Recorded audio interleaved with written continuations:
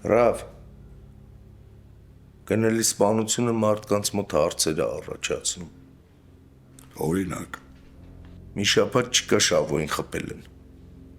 Հիմա էլ սկսել են Շավոյի բարեկամներին վերացնել։ Դու վրոդի աբի շատ էիր արել, որ փողոցներում խաղաղություն ես հաստատելու։ Բայց լրիվ հակառակն է ստացվում։ գնալին բեկն է խփել։ Բայց բեկն ու գնելը վրոցի ընկերներ էին։ Բեկն էլ է տենց մտածել, երբ գնելը զանգել առաջարկել է հանդիպան։ Բայց հանդիպան ժամանակ ուզեցել է սպանի բեկին։ Ու Գյուլեն մանչի ձերին է կպել։ Թեման ինչ է։ Ին վրով է թեմաները։ Վրոդի ճնշում եմ չեմ թողում առաջվա պես աշխատեն։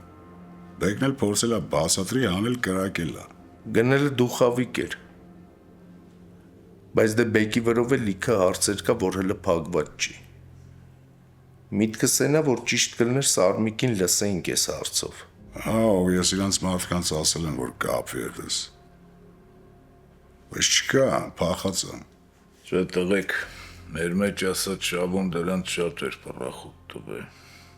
Քանի լավ տղու գլուխ կերանում արսեցին։ Վարիանտա որ Բոշին իրանք են ճամփ։ Հնարավոր է։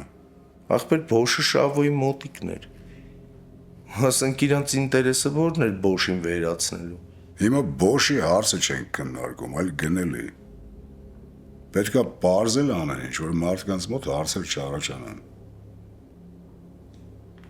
Դու վրոզի մոտիկ էր Շավոյի հետ։ Կուրսի չես ում կարար Սարմիկը ապրաշատելներ։ Ինձ։ Բայց այսքան վաղ ոչ երևացել է, ոչ էլ կապի է դուս եկել։